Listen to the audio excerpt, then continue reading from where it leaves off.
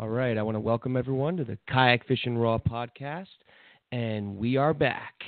So we're going through a little transitional period right now. So I've been getting a lot of emails and some text messages asking, where you guys been? It's been probably a few weeks since we had our last show, since we had Rob Will actually call in, and he won the Sailfish Smackdown.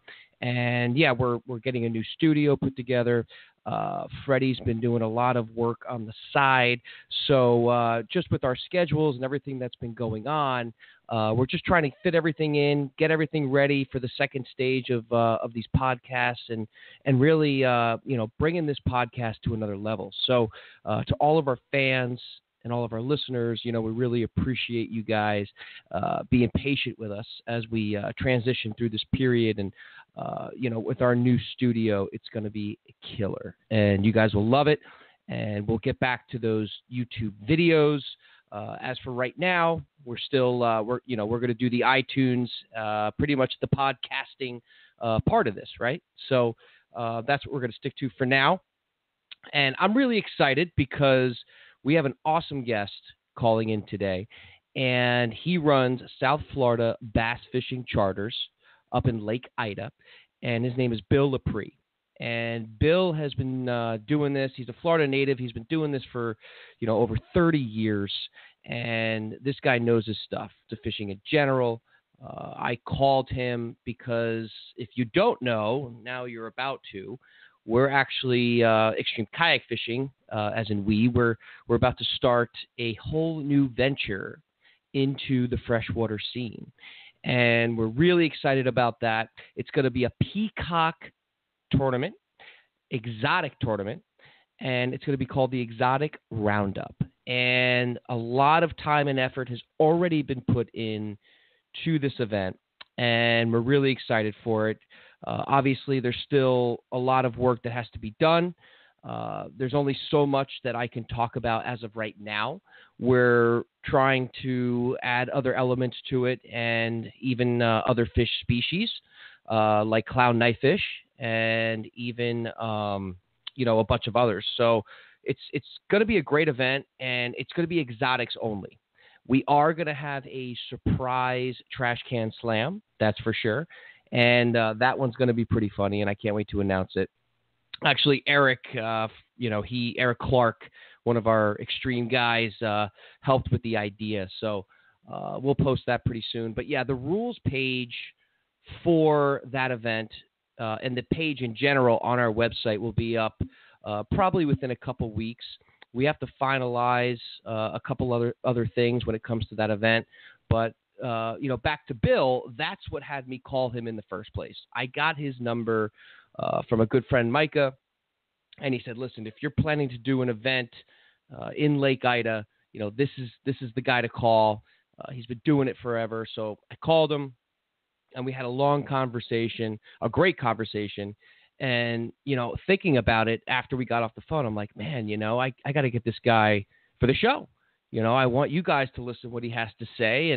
And we talked about, obviously, the event and what's going to go into it. And he appreciated the call. Obviously, someone like that does this for a living in that area, they want to make sure that the fish are protected, obviously. So, with the event we're doing, and as I posted, it'll be a SummerSlam type event and style. So we still want to have the show, right? So we're going to make this event sort of like a Bassmaster Classic-esque, where people will keep the fish alive. I'm pretty sure it's going to be one eligible fish, so one eligible peacock per kayak that they'll able to bring in. And what we're going to try to do is get the skiffs on the water, which we already got one down for the event. We're trying to get a couple others. Hopefully we can get Bill on board. But with the live wells that they have, we feel confident that they can, an angler can catch a bass, bring his bass to that skiff at that location. Obviously, there'll be checkpoints, right, where these skiffs will be. The anglers will know about it. They could drop it off at that skiff. We tag it. We put it in the live well, and then we could bring it back to the main well, which will be by the location where you guys will launch. And yes, we are doing a shotgun start, which will be right around the parking area there at Ida. And obviously, like I said, we still have to get a lot of stuff approved through the city, and we're building a relationship there. And actually, we got Bill calling in right now. So let's talk with Bill. Let's hear about his thoughts and ideas. And yeah, we're just really excited about it. We really are. So let's get Bill on right now. Bill, how's it going, brother? Hey, guys. Going really well. How are you? Living the dream, man. Today it's just me. Freddie is he's doing another job right now. We're kind of in a transition phase right now with the podcast. We're trying to move to a bigger studio. So, yeah, we're kind of all over the place. But, you know, man, after talking with you, you know, I was telling Fred, I got to get Bill on here. We got to talk about this ASAP. And, you know, I thought we had a great conversation. And, yeah, man, so I really appreciate you calling in the show. I know you're super swamped and busy and you got a lot of charters, but after looking at your website, man, you guys are killing it there, man. Those clown knifefish are huge. They are. They're definitely getting bigger too, I think. You know, they got beat down a little bit in 2010 with that freeze. Right. And they've come back pretty strong. And yeah, we caught one last month that was, you know, north of 13 pounds. So that's a big freshwater fish, you know? Man. Well, you know, I just want to kind of dive into, you know, you and, you know, how long you've been doing this. And, you know, when you and I were talking, we were talking about how you pretty much started off as a saltwater angler, and like myself, and maybe just dive in a little bit about that and what kind of transitioned you into the peacock bass and Lake Ida and chartering over there. Yeah. Well, my uncle and my older brother, who's 15 years older than I am, both lived in the Keys at Almirada. My brother had a charter boat at Bud Mary's Marina, and my uncle was a backcountry guide down there out of Bud Mary's also. So when I was the youngest of 5 kids. So when I was like 8 or 9 years old, my parents started shipping me down there to stay with them for the summers. So from when I was pretty young, I was down there riding on any charter boat or drift boat or with my brother or just fishing and, you know, kind of learning the ropes down there in the summers. So when I graduated high school, my brother got me a job on a 53 Hatteras that was traveling down to St. Thomas blue marlin fishing for 3 months. So that was like, as soon as I got out of high school, I jumped on with those guys. You know, was fortunate, you know, to fish with them for a season down there. Released over 100 blue marlin my first summer out of high school, so that was a good start. Oh man! So right out of school, you're going right for blue marlin, right off the top. right out of high school, straight to St. Thomas. Yep. Wow. So yeah, from there I traveled for 3 more years. Went to Mexico for 4 years. To Cancun and Cozumel, and did a lot of fishing in the Bahamas and stuff like that. Worked for my brother. He ran a 46-foot Merritt sport fish. Nice. And kind of settled down, had some kids, worked on the charter boats down there at the Cove in Deerfield for years. And then at like 25, I got my captain's license and ran a 65-foot Hatteras for about 5 years, then ran a 61-foot Garlington sport fish for almost 10 years. And then when I turned 40, I was getting tired of getting beat up. So I grew up kind of fishing around Lake Ida and the canals in Boca. You know, I grew up in Boca Raton. So I bought a 24-foot Carolina skiff, and the rest is kind of history. You know, I knew a lot of people already in the business and had a lot of contacts in the fishing business, and I got a lot of feedback. You know, just kind of fished in there a lot for about a year with friends and captains and mates and stuff like that. And they're like, Bill, you got to do this. This is pretty awesome. So from there, just kind of, you know, kind of just took off from there, you know, did a couple of fishing shows and kind of got my social media stuff going. And, you know, I have a great base of just repeat customers now, which is, you know, awesome. So yeah, it's a pretty fun job, and it's a lot easier than beating yourself to death in the ocean, you know. Oh, of course, man. Of course. I mean, listen, I'm from New Jersey. We would go to the canyons, you know, with my dad's old egg harbor. and we would shoot out 100 miles and get the crap beaten out of us, man. And we come back with two like medium-sized bluefin tuna. That's great, but still, after a while, even when I was in college coming back, I was going back and forth from Florida to here. I'm like, man, this is not really that fun anymore, That's what happens. Yeah. Yeah, especially living here in South Florida because, you go out right here a mile and you're catching, nice blackfin and mahi and all that. So I definitely feel you there. What sparked your interest, though, like right off the bat when it came to, transitioning from the offshore to the basically to chartering for peacocks and all that? Like, what was back then? Like, what year was this around? Was this kind of in the newer phase of the clown knifes and the peacocks? Like 2000. I caught my first clown knife fish. We had a flats boat on the bow of the Hatteras that I ran, so I used to take it off of there and trailer it over to Lake Ida in the 90s, and I believe it was like 1998. I caught my first one in there, and I had no idea what it was. Like my buddy, my mate, and I were on the flats boat, and we caught this thing, and I didn't even want to touch it. I had no idea what it was. I'm like, so I don't know. I think I had like a flip phone. I might have had a camera on it. I might have sent a picture to my wife, and she looked it up and said it's a clown knife fish. I was like, well, that's cool. And I didn't really give it much more thought. Didn't fish in there a lot, like in the early mid 2000s and on, and just like, I got that skiff. I bought it from a friend of mine. It was almost brand new, and I was still running a big boat. And I started really, fishing in there quite a bit, like in the afternoons, dropping it in, looking around, figuring it out. And I kind of realized right off the bat that those knife fish had a lot of game fish value. Of course. So, they jump, and they're hard to catch. They're like tarpon. They roll. So I kind of just really concentrated on dialing them in. I mean, the peacocks are, they're a little more aggressive. I mean, they're a little easier to catch. You know what I mean? When they're biting, it's on. I mean, they're aggressive. They eat just about everything. So I really kind of I kind of promoted my business around those knife fish. Right. Because the peacocks are going to come either way. The knife fish, that's not something you're going to catch every day. So, I really just, I knew they had some game fish value right away, and nobody was really concentrating on them. And so I just fished hard for them, for like a year. I didn't take a charter until I'd fished in there. I don't know, 2013, 14, I probably fished 300 days in there by myself or with, a friend or whatever, and just really ran around everywhere, figured out the situation, got kind of everything fine tuned. And then, like I said, the rest is kind of history, Man, what's amazing to me? I never knew those clown knives. I mean, you're talking late 90s.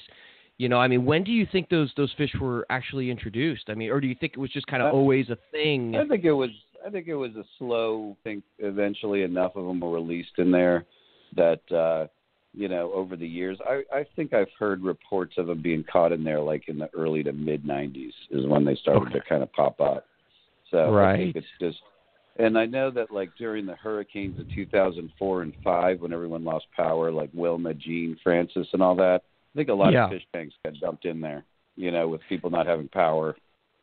That makes sense, especially because like Pet Supermarket, for instance, I'm pretty sure right around that time was when those pet supermarkets were popping up as well. And the pet supermarkets, I don't know if I'm sure they sell those clown knife fish in their tanks. Oh, yeah. Yeah. Mm-hmm. So I could definitely see them in there. People raising them, and they get huge and releasing them. And like you said, power goes out, you dump your tank, now you're growing a population. But it's amazing to me that how quickly, really that these fish have, because you're saying now, I mean, they're pretty much, they swim in big schools now, correct? Yeah, I mean, I had a 2-day charter back-to-back in October. We caught 44 in 2 days. So, oh my gosh! Probably had double that many bites too.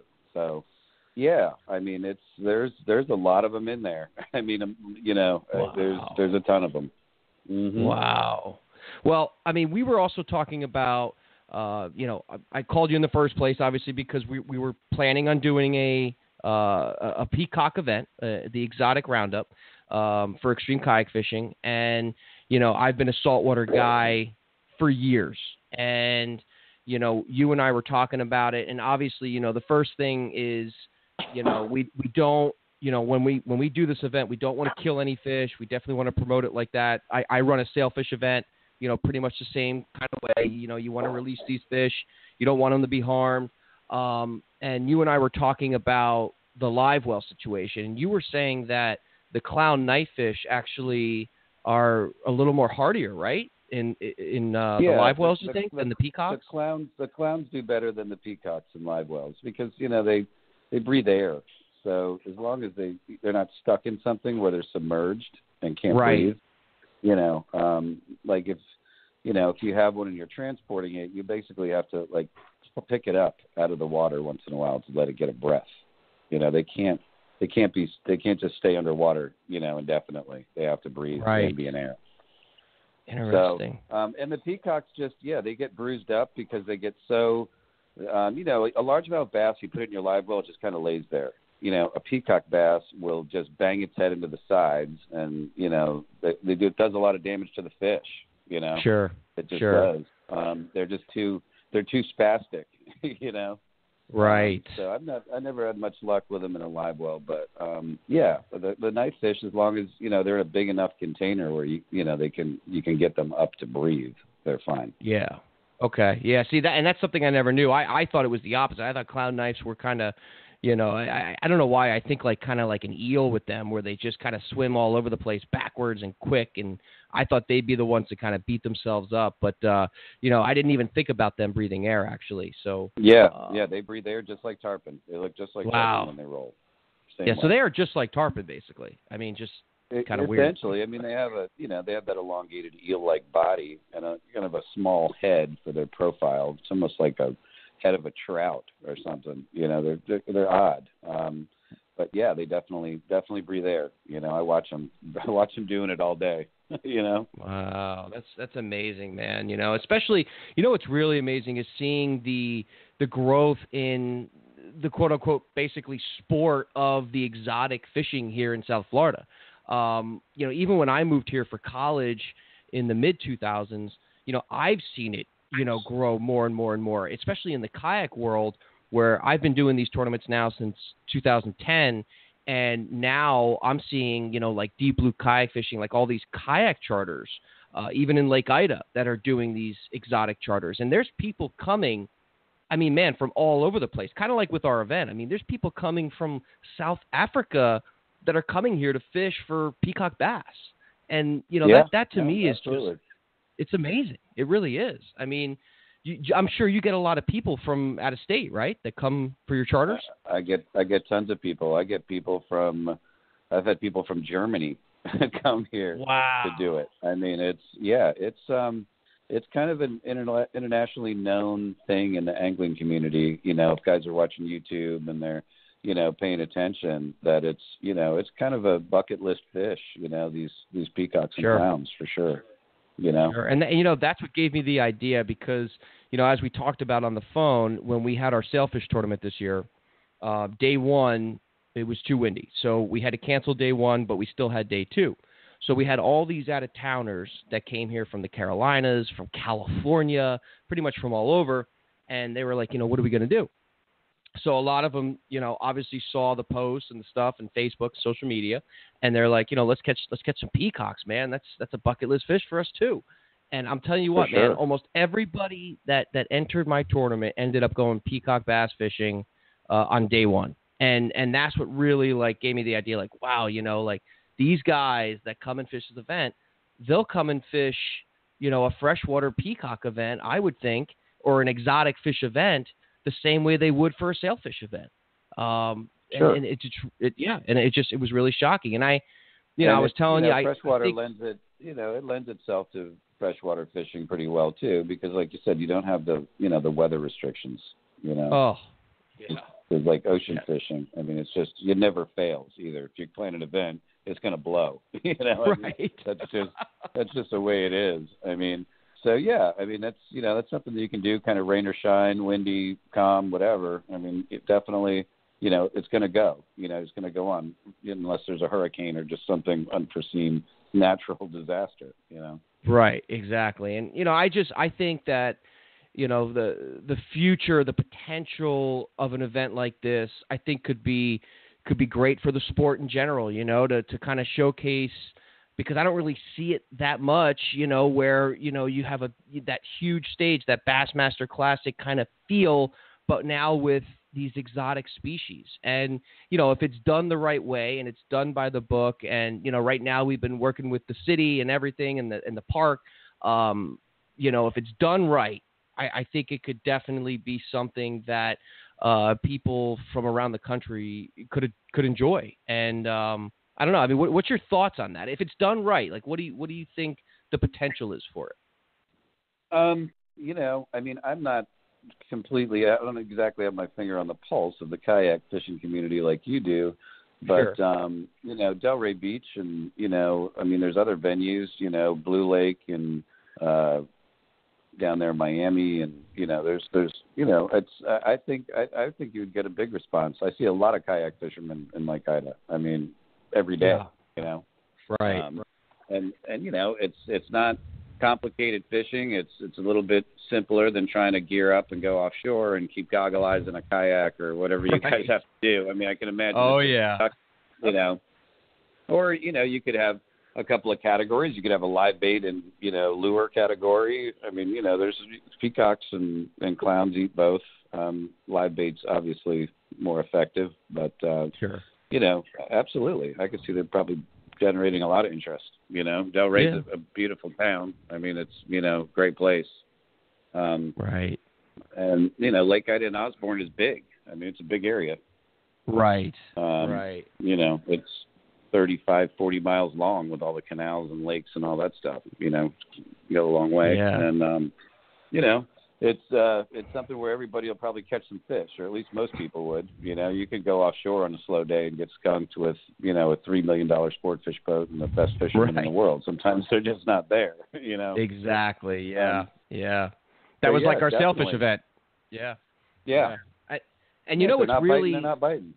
Yeah, exactly. But the thing with me though is the more I talk to you, the more I think about this clown knife situation too. Is like, I think that might be an awesome division, or something, we can add to it. Obviously, the same way. I mean, we were talking about the skiffs, and I mean, what do you feel about having those checkpoints with skiffs, with their live wells that can maybe assist and help out on bringing these fish to the main holding well? That'll be like 500 to 1,000 gallons.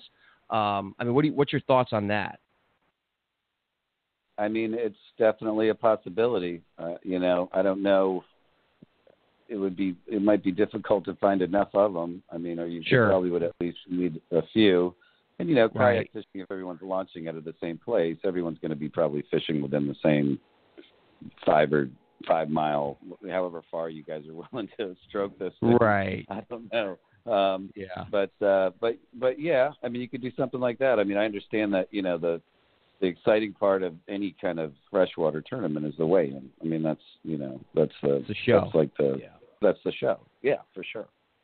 Right. So right. yeah, I mean, that could be a possibility if you could find enough boats to do it.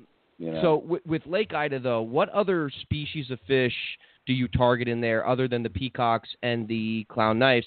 And then what's going on with the bait situation there as well?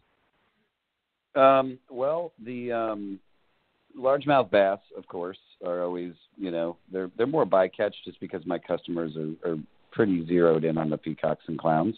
Sure. But we do catch some nice largemouth. We've caught a few this year over 7 pounds, which are, fun. Wow, fun nice. Largemouth. A lot of, there's a lot of 2 and 3 pound largemouths in the whole chain in Lake Ida. We have Mayan cichlids, a couple species of catfish like channel catfish and brown bullhead catfish. Gar, there's definitely a lot of gar in there, like there is in pretty much every freshwater body of freshwater in Florida. And that's mainly about it. There's tilapia. There's a lot of tilapia in there, but they're hard to catch. They don't really eat anything but like bread and like frozen peas, which I don't normally have either of them on my boat. Right. But that's really mainly it. And as far as the bait situation goes, I mean, there's shad in all the lakes in Lake Ida. That's the natural occurring bait. They're very difficult to keep alive. Really tough. Most people that come in there will just buy domestic shiners, and they're fine. They work well. You just need a really big live well to keep shad alive. You need something in the 50 gallon and up. Really? Range to any number of them, yeah. Why is that, though? Why are they so hard to keep alive? Because they just put off so much ammonia. You're from New Jersey, so you're familiar with, Menhaden or a bunker. Oh, yeah. You know how soft they are and how hard they are to keep alive. It's similar, like shad are very similar. They look like them, and they have the same kind of soft scales, and they're just really fragile, Right. The shiners, but they're great bait. They are great baits. They are. They absolutely are, and they're hard to catch. Right. So you have to cast net them, right? Yeah, absolutely. Yeah, it's the only way to catch them. They don't need sabiki rigs. They don't do any of that. So it's all cast netting. Gotcha. But there's lots of. We also have mud minnows in there, which are like killifish that are on the sand. Really? Those are good bait too. Yep. They're really good bait. Bill, I haven't heard that term since I was a kid in New Jersey, my friend, fishing for fluke. Yep. Wow. Seminole killifish. I love it. Called. Yeah, and they're like, they're just like a big minnow. Good size. Right. Good size, like a big bullhead minnow. And they work well too. And a lot of guys use those. They're a little easier to catch. They're right on the sand, and you throw a little net on them. You don't need any kind of special. They can live in a bucket with no aerator in it for days. Oh, perfect. Very hardy. Yeah. Cool. So yeah. And what about snakehead?